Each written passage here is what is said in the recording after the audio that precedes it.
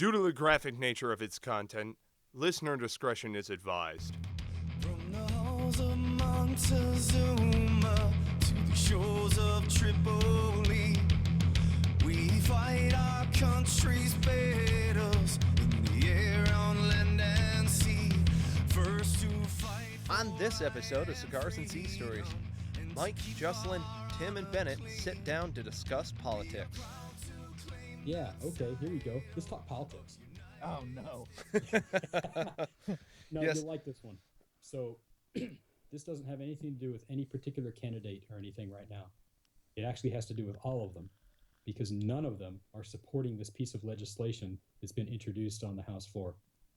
HR House Resolution 25, the Fair Tax Act of 2015.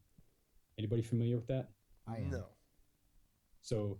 So you've heard of flat taxes, right? Right. There's a lot of people that think, well, our tax code's so convoluted and complicated, we need to just have a flat tax, make it easy for everybody. Well, that sounds like a good idea on the surface, but what's an even better idea is getting rid of the income tax altogether. And that's what Fair Tax does. The Fair Tax Act of 2015, HR 25, which has already been submitted and is in the House Committee on Ways and Means right now since January. It's been sitting there. That piece of legislation abolishes the income tax in all forms, right?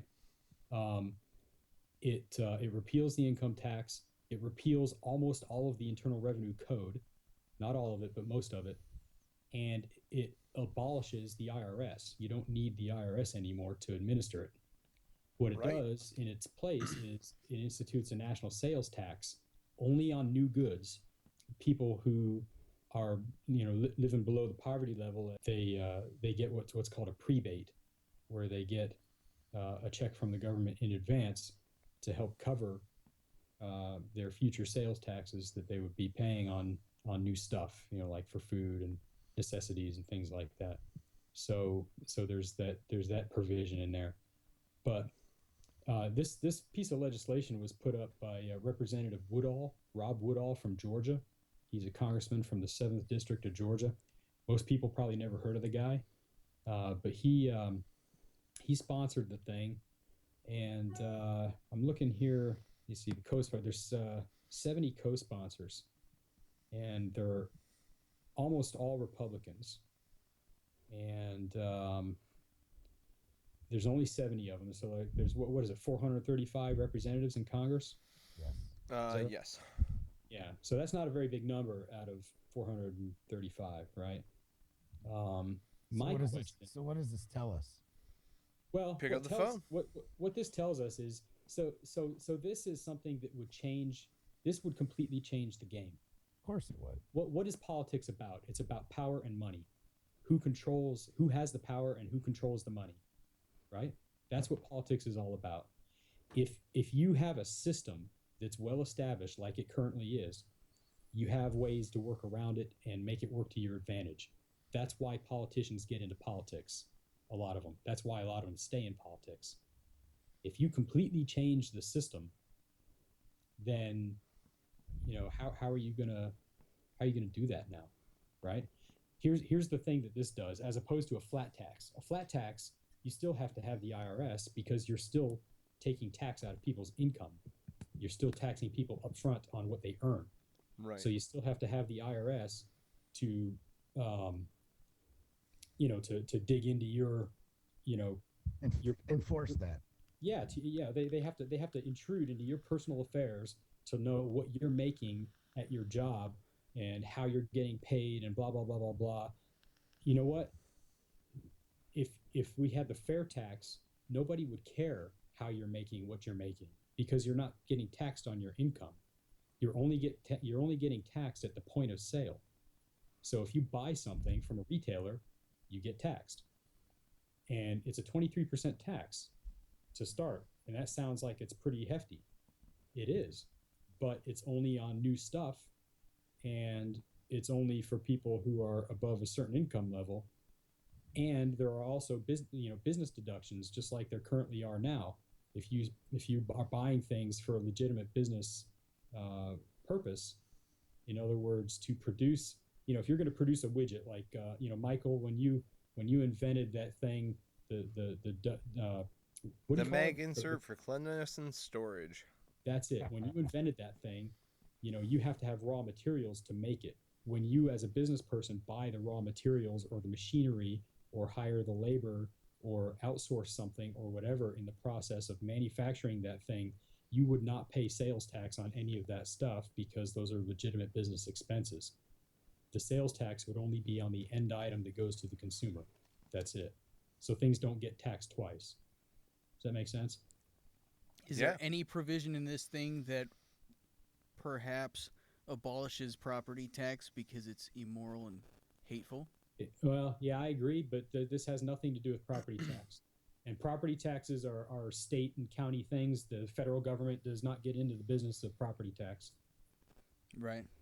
So there is no federal property tax. But this would abolish, one of the provisions of the bill is that within 7 years, number one, the IRS would be abolished. Number two, the intent of the bill is to also basically put up an amendment to repeal the 16th Amendment, which is the income tax amendment. And if at the end of that 7-year period, if the states have not ratified the repeal of that amendment, then this law goes away and we go back to whatever. So it would be up to the states, and I think at that point, the states would, within a couple of years, I think pretty much all the states would be like, oh yeah, this works for us. See, here's the thing. A federal sales tax is administered by the states. That's what's in this law. If you read it, and I've read the entire thing, which it's not very long, it's only a few pages. But if you read this law or this bill, it's administered by the states because most of the states, I think 45 out of the 50 states already have a state sales tax. So the mechanism is already in place to collect that tax, right? So they don't have to start any new administrations or anything else. And the federal government reimburses the state for their time and effort in collecting that federal sales tax. So the states get reimbursed for their efforts, and the federal government doesn't get involved in the collection or administration of that tax whatsoever. So I have a question. Yeah. And my question in all actuality is to the audience, because what you have provided us with are the facts. And I'm taking this to heart, knowing my rights as a civilian now and as a citizen. I'm going to take those facts and I'm going to devise my own commander's intent and desired end state. And I welcome any one of our audience members to do the exact same thing. You have provided the facts. Thank you for it. And the other thing that I want to highlight here also, if I may take a moment, Tim Parkhurst is our political correspondent for a reason. Bennett Tanton is a recon Marine who's doing reconnaissance for the show. Hey, it all works out. But the idea here is, to the listening audience, you're getting the facts, as it's seen in the document. Tim, please post that on the Facebook page for all of our audience to read, so that way they can see that also. It's a quick read. Take the time, go through it. Legitimately, I'm calling my congressman. Done it before. We'll do it again. That's what they're there for. We are the constituency.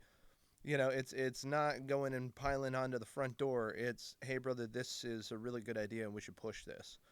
And that's the reason I brought this up to begin with, is because, if you look at all the different ideas that people have had about overhauling the tax code and things like that, no one is talking about this bill.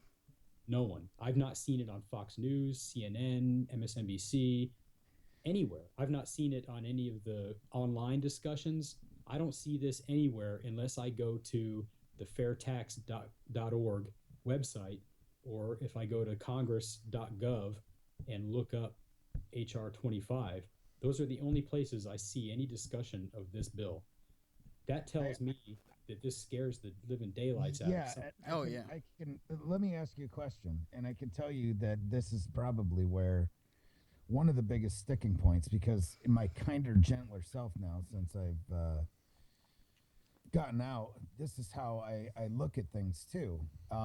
Is it sounds fine and dandy to abolish. I'm being the devil's advocate, by the way. it sounds fine and dandy to abolish the IRS, okay? But what happens, and this isn't a reason to keep the IRS around per se, at least in its current uh, fashion, because the way that taxes are done are horrible. Yes. But nearly 95,000 people work for the IRS. Yep, and they've got 3 years to find a job. Right, and that's what I'm saying. Where did they go to find? They've got 3 years to start looking. Gotcha. That's a long time. That's a long time for a job search. It is. Over that many people get out of the military, monthly. It's true. You're right. But Yep. that's the first thing that I was looking at.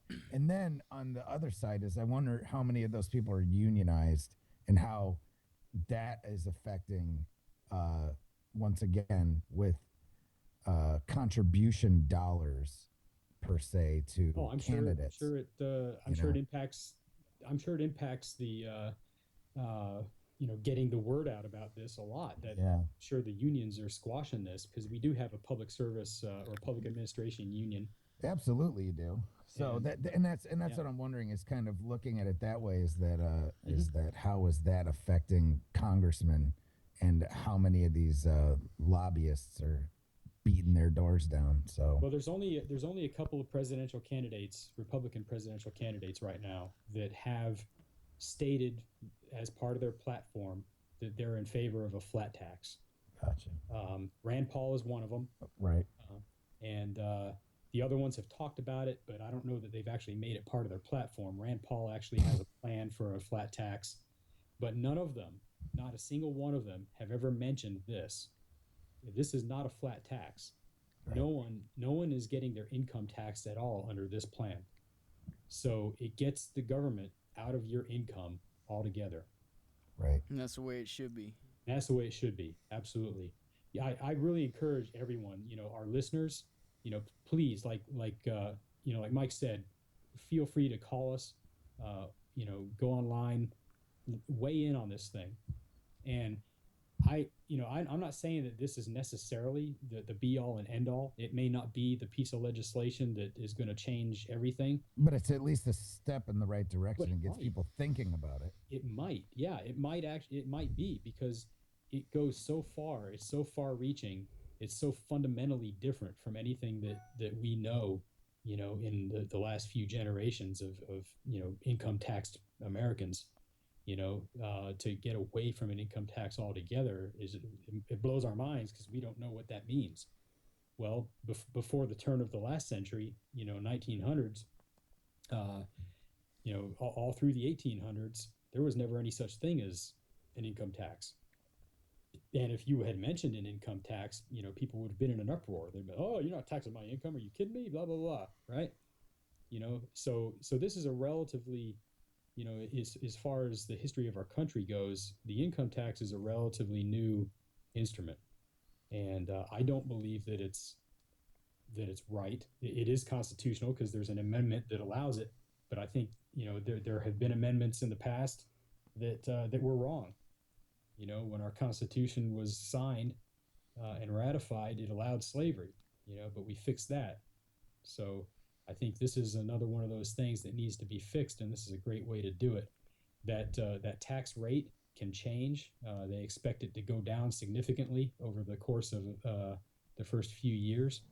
But I just think getting rid of another federal agency that is intrusive, especially given all the scandals that we've dealt with over the last couple of years with the IRS and with veterans. Oh, yeah. I mean, that's the other thing, not just with digging into their backgrounds, but I mean, even grassroots movements that veterans have started, being dug into. You hear the horror stories about how a lot of our information has been released, whether it's accidental or not, doesn't necessarily matter. Why do they have that information to begin with? Unfortunately, there have been things that have occurred before in the military's past also to where, a lot of our information's been pushed out there. And again, whether it's accident, cyber attack, whatever it may be, this is yet another thing where it's not a huge scheme by any means. It's just this is another way through just baseline activity. I mean, engaging in like standard citizenry, you can make such a huge impact.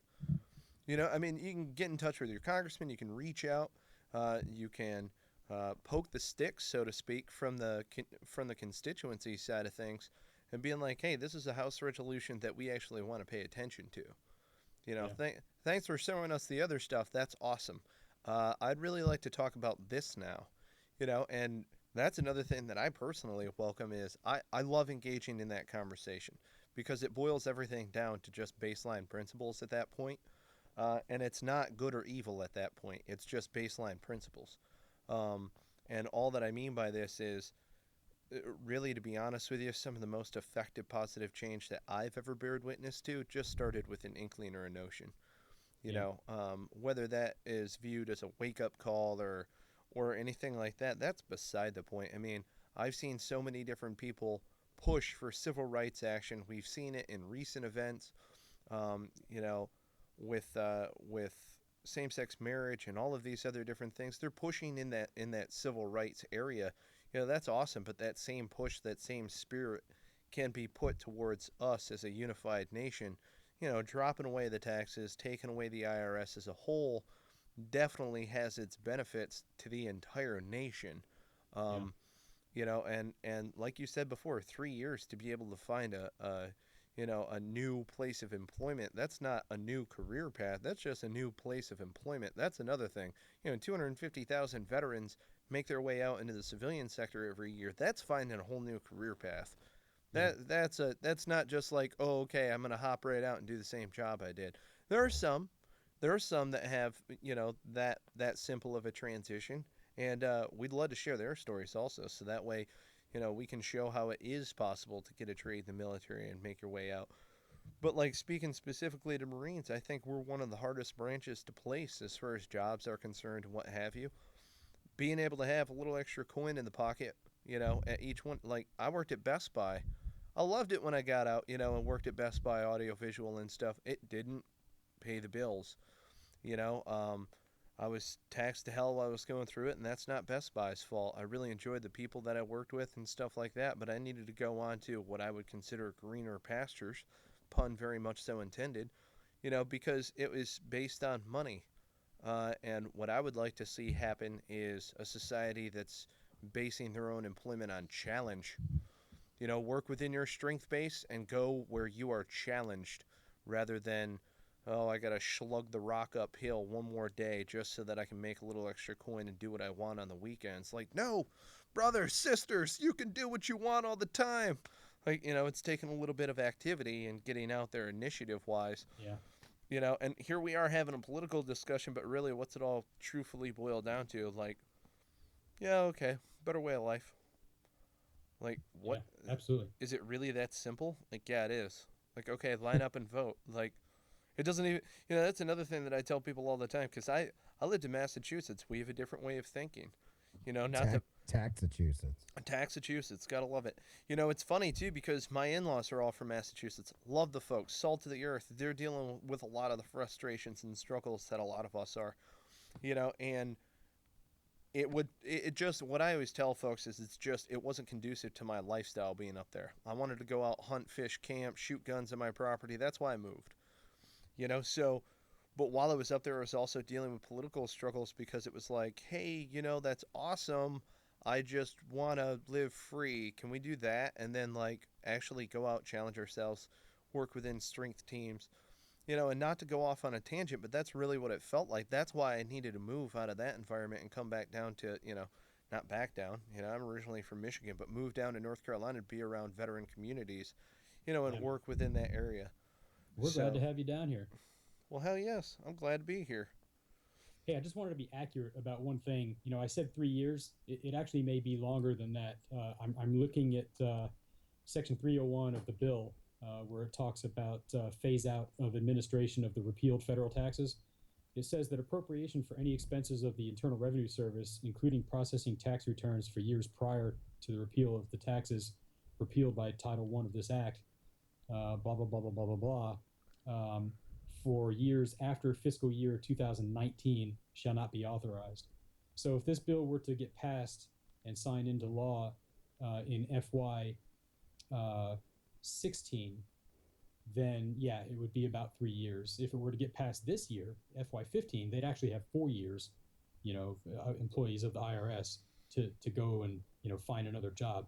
I mean, if you can't find another job in 4 years of looking, you got a problem. Right. So to people who, say that that's a problem or a real issue, I say freaking wake up and join the rest of America in the job search, because, now you're just like everybody else, but you're being given an opportunity of time that most Americans don't have. And on top of it, when you do get that job, you won't have to pay income tax. Yeah, imagine that. Or it's one of those other things. It's kind of like a call to especially our listenership. If you have a good idea, go out there and create some jobs. Hell yes, absolutely. You know what I'm saying? Do like what we're all trying to do. Become a veteran entrepreneur and go rock it. Make some jobs, man. Hell yes. That's such a good point you're making. We actually, we've tasted of what collaboration can do, and of it's really accepting the person to your left and right. We do that naturally because they are another Marine or another serviceman or another veteran, But in showing people how we can work together, that shows them, hey, look, you can work together on this. You can find people that want to add value. That goes even into how we hire people, like Tim was saying, there's all these veterans that are qualified for these jobs. They have real world experience. They didn't have to sit behind a desk and talk about real world experience to get it, So in that regard, it's like we can actually show people, just by virtue of what is good and right, how it's done, and basically make a better model. We make a better model where everybody is bringing value and showing them how to do it, in whatever capacity we have, and all of us have a different strength, a different purpose, drive, It's not in the cards for me to make Warrior Hall, but I will certainly help you guys out in whatever capacity I can. And I'd certainly like to partake of that place once it comes to fruition, at a barbecue or something. But Awesome. And this is what we're all about, in wrapping it up, this is exactly what we're all about. We want to add value. We want to support you and your mission. If you're a Marine, past or present, an FMF Corpsman, past or present, we want you as a guest on the show. We want to share your story. We want to help partake in your positive, effective change. Subscribe, rate, review the podcast. Give us your comments. Tell us who you want to hear interviews from. Tell us what you want to hear about as far as topics. Political events that are taking place. Send it over to Tim. Send it over to Bennett. We're going to recon the area and get out there. We want to be involved in all of your efforts. That's the whole point. That's why we're doing this. Thank you so much for listening to us. 60% of the time, one of us is wearing silkies 100% of the time. I don't even know what to say to that. I got nothing. Hey, let me throw something out there real quick, and Jocelyn, maybe you can edit it and put it back earlier in the thing. But this is the time for the funnies right here. Have at it. No, I know. So the website for this act, if you go to Congress.gov and just put in the search block HR25, you'll be able to find the fair tax bill. You can also go to fairtax.org, which is an organization, it's a nonprofit organization that's been set up. They've been trying for 20 years to get this thing pushed, and no one's heard a word about these people. But that is the nonprofit that is trying to, that's a proponent for the fair tax legislation. So feel free to look that up. Talk to your congressman, your senators, and whatever presidential candidate that you support, and ask them if you think this is a decent piece of legislation. Ask them why they have not come out on record commenting, good, bad, or indifferent, about this legislation, because no one's talking about it. There you go. Marines, Doc, make it happen. Make it famous. Throw it on out there. Make it famous. Hell yes. We are poised to literally change the world. Thank you for listening to this episode of Cigars and Sea Stories.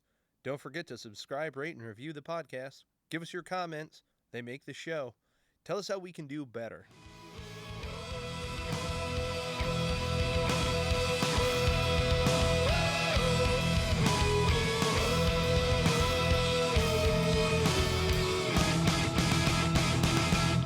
Is Adobe Isn't Adobe? Adobe?